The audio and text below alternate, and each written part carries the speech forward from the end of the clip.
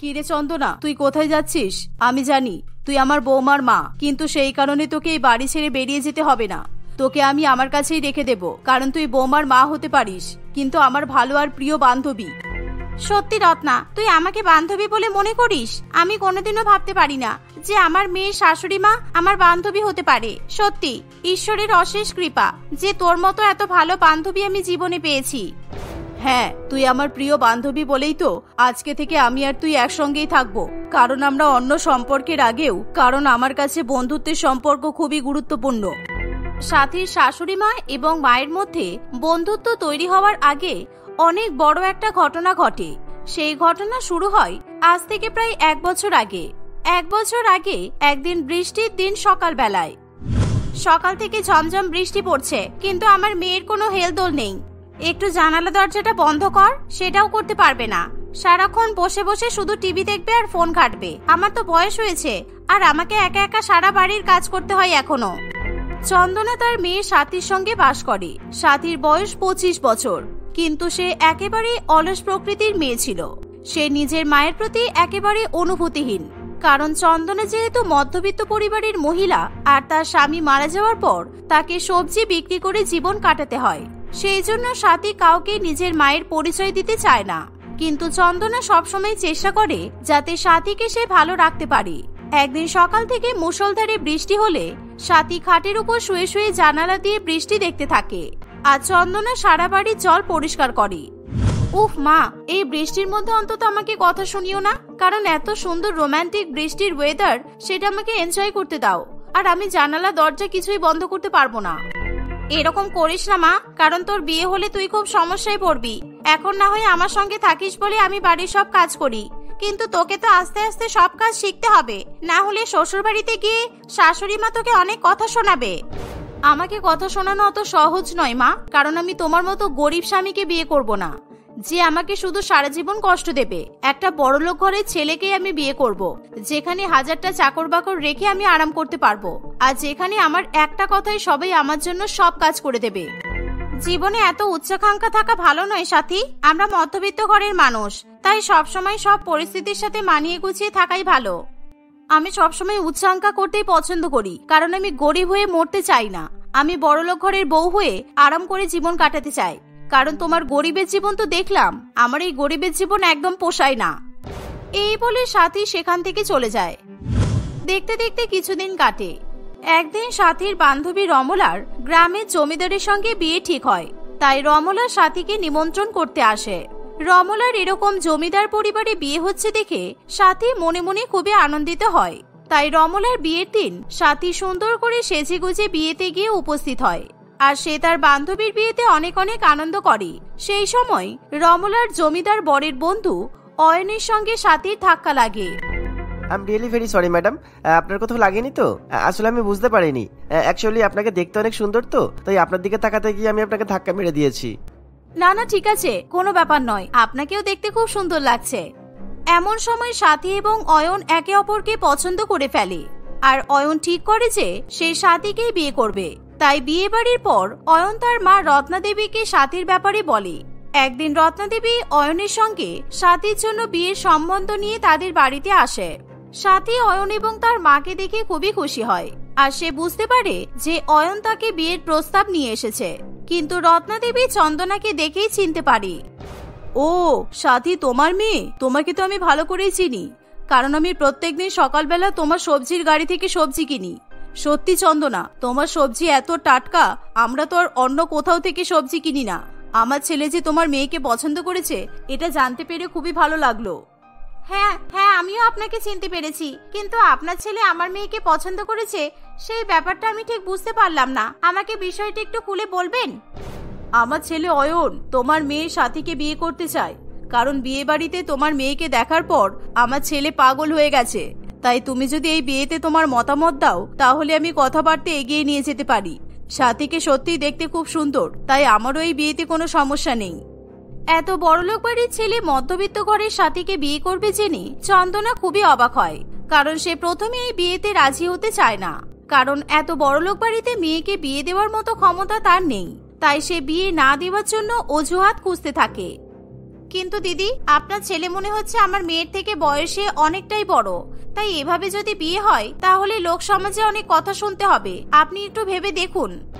মায়ের কথা শুনে স্বাতী ভীষণ পরিমাণে রেগে যায়, কারণ সে অয়নকে বিয়ে করেই শান্ত হবে। মা, তুমি একদম ফালতু কথা বলবে না। অয়ন মাত্র আমার থেকে 10 বছরের বড়, এটা কোনো ব্যাপার নয়। এখনকার দিনে বয়সের ডিফারেন্স কেউ মানে না, তাই আমি অয়নকেই বিয়ে করব, ব্যাস। হ্যাঁ, তোমার মেয়ে একদম ঠিক কথাই বলছে। আর আমরা বড়লোক হওয়া সত্ত্বেও যখন তোমার গরিব মেয়েকে বউ বানিয়ে আমাদের বাড়িতে নিয়ে যেতে চাই, তাহলে তো তোমার কোনো অসুবিধা হওয়ার কথা নয়। তাই আর 5 দিনের মধ্যেই আমি সাথী আর অয়নের বিয়েটা দেব। এভাবেই বিয়ের সম্বন্ধ পাকা করে রত্নাদেবী তার ছেলেকে নিয়ে বাড়িতে ফিরে যায়। 5 দিন পর অয়ন এবং সাথীর ধুমধাম করে বিয়ে হয়, আর সাথী নিজের বড়লোক শ্বশুর বাড়িতে গিয়ে ওঠে। বড়লোক শ্বশুর বাড়িতে যে এত আরাম, সেটা সাথী কোনোদিনও স্বপ্নেও ভাবতে পারেনি। সে একেবারে রাজরানীর মতো সংসার করতে শুরু করে, কিন্তু চন্দনার জীবনে কোনো উন্নতি হয় না। সে সবজি বিক্রি করেই দিন কাটায়। এমনকি তার বড়লোক মেয়ে বিয়ের পর মায়ের সঙ্গে কোনো সম্পর্ক রাখে না। বিয়ের পর চন্দনার প্রথম জন্মদিন উপলক্ষে অয়ন তার বউয়ের জন্য একটা বড় পার্টি রাখে। এই পার্টিতে আমার গরিব মাকে নিমন্ত্রণ করার কোনো দরকার নেই, কারণ আমার গরিব বিধবা মা সাদা শাড়ি পরে জন্মদিনের পার্টিতে আসবে আর ভিখারিদের মতো ব্যবহার করবে। সেটা দেখে আমার বরের বন্ধু বান্ধব আর কলিগরা রাগ করতে পারে। সুতরাং আমি আমার জন্মদিনের রিচ পার্টি নষ্ট করতে পারবো না। এই ভেবেই সাথী তার জন্মদিনের পার্টিতে তার মাকে নিমন্ত্রণ করে না।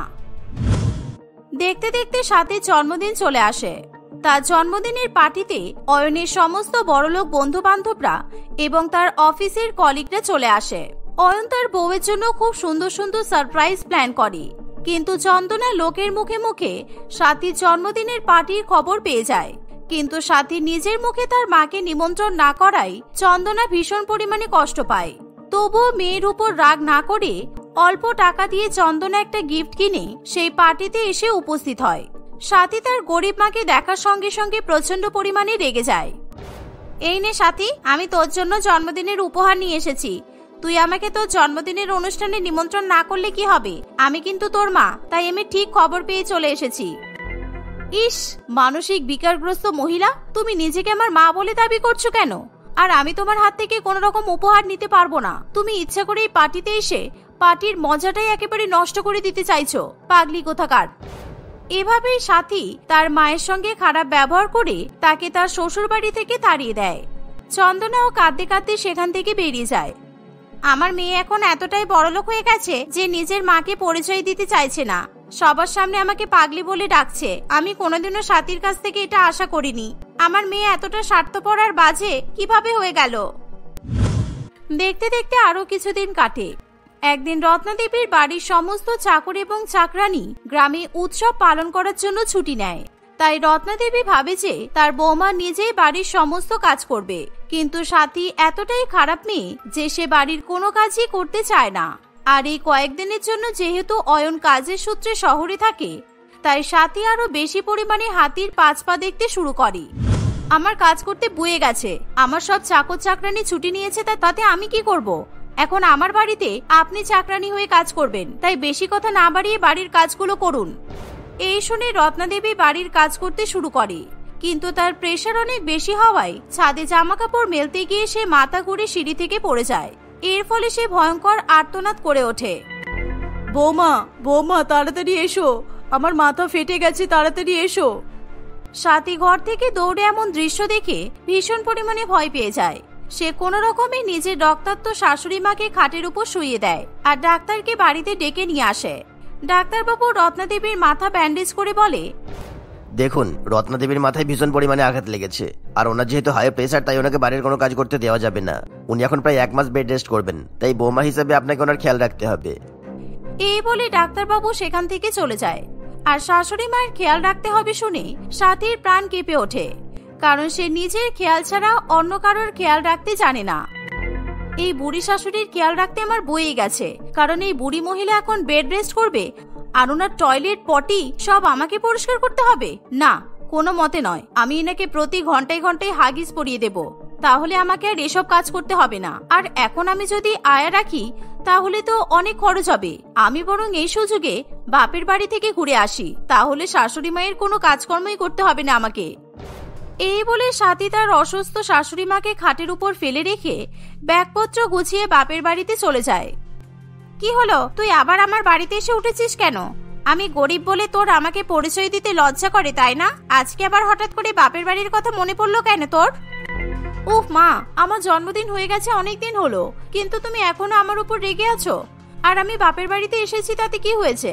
আমি এখন শ্বশুর বাড়িতে থেকে আমার অসুস্থ শাশুড়ি মায়ের সেবা করতে পারবো না, আর আমার স্বামীও এখন বাড়িতে নেই, তাই শ্বশুর বাড়ির সমস্ত দায়িত্ব আমার উপর এসে পড়েছে। তাই আমি তোমার কাছে থাকতে চলে এসেছি।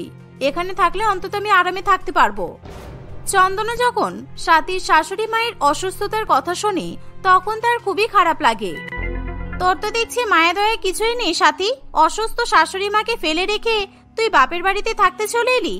এখন যদি তোর শাশুড়ি মায়ের কিছু হয়ে যায় তখন কি হবে বলতো? এই বলে চন্দনার কোনো দিকে না তাকিয়ে স্বাতী শ্বশুর বাড়িতে চলে যায়। সেখানে গিয়ে রত্না দেবীর খারাপ অবস্থা দেখে চন্দনার মন কেঁদে ওঠে। তাই সে কোনো কিছু না ভেবে একা হাতে রত্না দেবীর খেয়াল রাখতে শুরু করে। সে রত্না দেবীর গা মুছিয়ে দেয়, তার টয়লেট এবং পটিও পরিষ্কার করে দেয়, এমনকি তাকে নিজে হাতে খাইয়ে দেয়। এভাবেই চন্দনা রত্না দেবীর খুবই খেয়াল রাখতে থাকে। ধীরে ধীরে রত্না দেবী সুস্থ হয়ে ওঠে, আর এরই মধ্যে তারা দুজনে খুব ভালো বন্ধুতে পরিণত হয়। অয়ন বাড়ি ফিরে এসে সব ঘটনা জানতে পারলে সে স্বাতীর উপর প্রচন্ড পরিমাণে রেগে যায়। অন্যদিকে অয়ন বাড়িতে ফিরে এসেছে শুনে স্বাতীও শ্বশুর বাড়িতে ফিরে আসে। তুমি যে দরজা দিয়ে শ্বশুর বাড়িতে ঢুকছো সেই দরজা দিয়ে আবার ফিরে যাও, কারণ যেখানে তোমার আমার মায়ের খেয়াল রাখার দরকার ছিল সেখানে তোমার মা এসে আমার মায়ের খেয়াল রাখছে। তোমার মতো স্বার্থপর মেয়ের সাথে আমি সংসার করতে পারবো না। অয়নের এমন কথা শুনে স্বাতী ভীষণ পরিমাণে ভয় পেয়ে যায়। সে কাঁদতে কাঁদতে তার শাশুড়ি মায়ের কাছে ক্ষমা চায়। তুই বৌমাকে তাড়িয়ে দিস না, আমি মানছি বৌমা ভুল করেছে, কিন্তু চন্দনা যেভাবে আমাকে সেবা করে সুস্থ করে তুলেছে সেই ঋণ আমি কোনোদিনও শোধ করতে পারবো না। আমার বরাবরই মনে খুব দুঃখ ছিল যে আমি জীবনে আমার মনের মতো প্রিয় বান্ধবী পাইনি, কিন্তু আজকে আমি আমার প্রিয় বান্ধবী পেয়েছি, তাই আমি চন্দনাকে হারাতে চাই না। চন্দনা, তুমি তো বাড়িতে একা একাই থাকো, তোমাকে আর বাড়িতে ফিরে যাওয়ার দরকার নেই, তুমি আমার সঙ্গেই থাকো। চন্দনা রত্না দেবীর কথা শুনতে চায় না, সে নিজের বাড়িতে ফিরে যেতে চায়। রত্না, তুই বুঝতে পারছিস না, মেয়ে শ্বশুর বাড়িতে এভাবে থাকা ঠিক নয়। আমার মেয়ে আর জামাই বাবা খারাপ মনে করতে পারে, কারণ আমি মেয়ের মা হয়ে তোর সঙ্গে একই বাড়িতে থাকতে পারবো না। আমি কোনো কথা শুনতে চাই না। আজকে থেকে তুই আমাদের সঙ্গে একই সংসারে থাকবি, আর আমরা সবাই মিলে সুখে শান্তিতেই থাকবো। স্বাতী এবং অয়নও এই বিষয়ে কোনো আপত্তি করে না, বরং স্বাতী তার ভুলের জন্য সকলের কাছে ক্ষমা চায়। স্বাতীকে সবাই ক্ষমা করে দেয়। সেই ঘটনার পর থেকে স্বাতী ধীরে ধীরে নিজেকে পরিবর্তন করে নেয়। এভাবেই তারা সকলে মিলে সুখে শান্তিতে সংসার করতে থাকে। চন্দনা একটি শহরে থাকতো। কয়েক বছর আগে একটি মর্মান্তিক দুর্ঘটনার ফলে তার বাবা মা দুজনেই মারা যায়। তারপর থেকে চন্দনা একা থাকে, আর একাই নিজের পেট চালানোর জন্য ছোটখাটো জামা কাপড় সেলাইয়ের কাজ করতে থাকে। এখন চন্দনার 18 বছর বয়স। প্রত্যেকদিন তার দোকানে ভালো খারাপ ধনী দরিদ্র অনেক রকমেরই গ্রাহক আসে। কেউ তার কাজে খুশি হয়ে বেশি বেশি বকশিস দিয়ে যায়, আবার কেউ কেউ সে গরিব বলে তাকে সবার সামনে অপমান করে। এইভাবে কোন রকমে চন্দনার দিন কাটতে থাকে। একদিন সে নিজের দোকানে বসে আছে, এমন সময় তাদের পাড়ার একজন লোক সেখানে আসে। তুমি বাচ্চা মেয়ে, একা একা কাজ করে খাও, তাই তোমার কাছে এসে একই কথা বারবার বলতে আমার ভালো লাগে না, কিন্তু আমাকে তো শুধু তোমার একার কথা ভাবলে হবে না, তাই আসতে হয়। আপনি কি বলতে চাইছেন আমি তো কিছুই বুঝতে পারছি না। আমি কি কিছু ভুল করেছি, নাকি আপনি আবার সে আগের কথাই বলতে এসেছেন? ঠিকই ধরেছো, আমি আগেই কথা বলতে এসেছি। আমি চাই যত তাড়াতাড়ি সম্ভব তুমি এখান থেকে তোমার দোকানটা উঠিয়ে নাও। যতই হোক এমন একটা ত্রিপল টাঙানোর দোকান রাস্তার মাঝখানে থাকলে সত্যি সত্যি তো রাস্তার সৌন্দর্য নষ্ট হয়ে যায়। রাস্তার মাঝখানে এই দোকানটা আছে বলে আশেপাশে প্রচুর লোকজন আমাকে দিয়ে কাজ করায়। এই দোকানটায় যদি আমি এখন গলির ভেতরে আমার বাড়ির সামনের দিকে করি, তখন তো অনেক গ্রাহক আমার দোকানটা খুঁজেই পাবে না, আর তারা তো ফিরে চলে যাবে। আমি তোমাকে আরো 3 মাস সময় দিলাম, এর মধ্যে কিছু একটা ব্যবস্থা করে নাও। এর বেশি আমি তোমাকে আর কোনো রকম ভাবেই সাহায্য করতে পারবো না। আচ্ছা, যদি আমি দোকানটা সুন্দর করে সাজাই তাহলে এখানে দোকান করতে দেবেন তো? আমি যদি কথা দিই আমি আর এই দোকানটাকে অগোছালো করে রাখবো না, তাহলে আমাকে এখানে বসতে দেবেন তো? সমরবাবু চন্দনার কোনো কথারই উত্তর দেয় না। চন্দনা অনেক বোঝানোর চেষ্টা করলেও সমরবাবু তার কোনো কথাই শুনতে চায় না। কিছুক্ষণ পর সমরবাবু সেখান থেকে চলে যায়। চন্দনা কি করবে বুঝতে না পেরে খুবই কান্নাকাটি করতে থাকে। আমার এখানে বসে কাঁদলে চলবে না, কাজ করতে হবে, কাজ করে টাকা ইনকাম করতে হবে। অনেক টাকা হলে তবেই আমি একটা ভালো দোকান খুলতে পারবো, একটা নতুন মেশিন কিনতে পারবো। তুমি আমাকে একটু সাহায্য করো উপরওয়ালা। এভাবেই কাঁদতে কাঁদতে চন্দনা নিজের কাজ করতে থাকে। হঠাৎই সে দেখতে পায় একটি 10-12 বছরের বাচ্চা ছেলে রাস্তার মাঝখানে দৌড়াদৌড়ি করছে। চন্দনা এই দেখে খুবই ঘাবড়ে যায়। একটা গাড়ি এসে ছেলেটিকে ধাক্কা মারতে যাবে, এমন সময় চন্দনা সেখানে এসে ছেলেটিকে বাঁচায়। ছেলেটি নিজেও এই ঘটনায় খুবই ঘাবড়ে যায়। এমন হওয়ার পরে ছেলেটির বন্ধু বান্ধব সবাই ভয়ে সেখান থেকে পালিয়ে যায়। চন্দনা ছেলেটিকে নিয়ে তার দোকানে বসায় এবং একটু জল খেতে দেয়। তার হাতে পায়ে যেখানে চোট লেগেছিল সব জায়গায় মলম লাগিয়ে ব্যান্ডেজও করে দেয়। রাস্তাটা কি খেলা করার জায়গা? এখানে কেউ খেলে? আমি যদি না থাকতাম তাহলে কি হতো বলতো? তোমার বাড়ি কোথায়? আমি তোমাকে আজকে তোমার বাড়িতে ছেড়ে দিয়ে আসবো। আমি তোমাকে কিছুতে একা একা যেতে দেব না। ওই যে সামনে বড় সাদা বিল্ডিংটা দেখতে পাচ্ছ, ওটাই আমাদের বাড়ি। আমি এখান থেকে ঠিকই একা একা চলে যেতে পারবো, তোমাকে একদম চিন্তা করতে হবে না। ওরে বাবা, তুমি তো দেখছি অনেক বড় লোক। আমার এই দোকানে বসতে তোমার অসুবিধা হচ্ছে না তো? আমার দোকানটা তো কারোরই পছন্দ হয় না, ধনীরা তো আমার দোকানে আসতেই চায় না। আমি কোথায় বড় লোক? আমার বাবা মা তো বড় লোক। আমি যখন নিজে চাকরি করে টাকা কামাবো তখন অনেক বড় লোক হব। এখন আমি তোমার দোকানটা ঠিক করে দেব, ঠিক আছে? ভালোই তো পাকা পাকা কথা বলতে পারো। চাকরি করে বড়লোক হওয়ার এত স্বপ্ন, আজ একটা দুর্ঘটনা ঘটালে তো সেই স্বপ্ন তোমার চুরমার হয়ে যেত। আরে বাবা, আমার কিচ্ছু হবে না। আর যদিও বা কিছু হয় তাহলে তুমি আমাকে বাঁচিয়ে নেবে। বাড়িতে তো আমার বাবা মা আমার দেখভাল করে, আর রাস্তায় আমার দিদি আমার দেখভাল করবে। এই বলে কুনাল সেখান থেকে চলে যায়। এই প্রথমবার চন্দনাকে কেউ সামান্য একজন দর্জি না ভেবে নিজের দিদি ভেবেছে। এই কথাটা ভাবতেই চন্দনার মন আনন্দে আত্মহারা হয়ে ওঠে। সে খুবই খুশি মনে কাজ করতে থাকে। এভাবেই 2-1 দিন কাটে। কুনাল প্রত্যেকদিন স্কুলে যাওয়ার আগে এবং স্কুল থেকে ফেরার পথে চন্দনার সাথে দেখা করে বেশ কিছুক্ষণ গল্প করে এবং তারপরেই সে বাড়ি যায়। চন্দনা কুনালকে প্রত্যেকদিন এভাবে তার দোকানে আসতে বারণ করলেও কুনাল কিছুতেই চন্দনার কথা শোনে না। সে প্রত্যেকদিন নিয়ম করে চন্দনার দোকানে আসে। এই, তুই যে রোজ এখানে এভাবে চলে আসিস, তোর মা বাবা জানতে পারলে বকা দেবে না? এতটা সময় নষ্ট করে তুই বাড়ি যাস কেন? এমনিতেই তো এই পাড়ার লোকজন আমার উপর রেগে আছে, তার উপর তোর বাবা মাকে আরো আমার উপর রাগিয়ে দিতে চাস নাকি তুই? কেন? ওরা তোমার উপর রেগে আছে কেন? তুমি কি কিছু খারাপ কাজ করেছো? না রে, রাস্তার উপর আমার এই দোকানটা অনেকেরই পছন্দ নয়। সবাই বলে আমার দোকানটার জন্য নাকি রাস্তার সৌন্দর্য নষ্ট হয়ে যাচ্ছে। আসলে আমার দোকানটা তো খুব একটা ভালো দেখতে নয়, তাই জন্য। তোমার দোকান ঠিক করতে কত টাকা লাগবে তুমি আমাকে বলো না, আমি তোমাকে তত টাকাই এনে দেবো। আমি তো অনেক টাকা করে পকেট মানি পাই, প্রত্যেক মাসে আমার অত টাকা তো হাত খরচা হয় না। পকেট মানিটা আবার কি জিনিস? এই বয়সে তোর কাছে এত টাকা থাকে যে তুই আবার আমার দোকানটা সারিয়ে দিবি? আর তোর বাবা মা যদি জানতে পারে তুই তোর টাকাগুলো আমার জন্য নষ্ট করেছিস, তখন কি হবে? আমার বাবা মা আমাকে পাত্তাই দেয় না। আমি তো পড়াশোনায় অত ভালো না, তাই বাবা মার ফেভারিট ছেলে নয়। বাবা মা শুধু দাদাকেই সময় দেয়। দাদাকে নিয়েই বাবা মা অনেক খুশি। আমি কি করছি না করছি বাবা মা ভেবেও দেখে না। আমাদের দুজনের ভাগ্যই বেশ অনেকটা একরকম। আমার তো বাবা মা নেই, আর ওর বাবা মা থেকেও নেই। এত ভালো একটা ছেলে, বাবা মায়ের এত টাকা। একটু ঠিক করে ছেলেটার দিকে নজর দিলে এই ছেলেটা অনেক ভালো হবে। কি ভাবছো তুমি এত? বলো না, আমি টাকা এনে দিলে তুমি দোকানটা ঠিক করবে? না রে ভাই, দোকানটা ঠিক করারও আমার কাছে অনুমতি নেই। আর কয়েক মাস পরেই আমাকে এখান থেকে দোকানটা তুলে নিতে হবে। তারপর হয় এখানে থাকবো, আর না হয় অন্য কোথাও চলে যাব, অন্য কোনো কাজের সন্ধানে। তুমি এখানে না থাকলে যদি রাস্তায় খেলতে খেলতে আমার অ্যাক্সিডেন্ট হয় তাহলে আমাকে কে বাঁচাবে? তোমাকে তো এখানেই থাকতে হবে। এভাবেই কুনাল এবং চন্দনা নিজেদের মধ্যে কথা বলতে থাকে। দেখতে দেখতে আরো কিছুদিন কাটে। হঠাৎই একদিন অসময়ে কুনাল চন্দনার দোকানে আসে। কুনালকে এমন সময় দেখতে পেয়ে চন্দনা চমকে যায়। আমি তোমার জন্য টাকা নিয়ে এসেছি, তুমি এই টাকাটা দিয়ে তোমার দোকানটা সুন্দর করে বানিয়ে নিও। নাও নাও, তাড়াতাড়ি টাকাটা নাও। আমাকে এখন এখান থেকে পালাতে হবে। দেখি কোনোভাবে যদি পরের স্টপেজ থেকে স্কুলের বাসটা ধরতে পারি। এত টাকা তুই কোথা থেকে পেলি? নিশ্চয়ই বাবা মায়ের কাছ থেকে টাকাটা নিয়েছিস। এই টাকা আমি কিছুতেই নিতে পারবো না, তুই টাকাটা ফেরত নিয়ে যা। আমার ভাই বড়লোক বলে আমি তার বড়লোক হওয়ার সুযোগ নিতে পারবো না রে।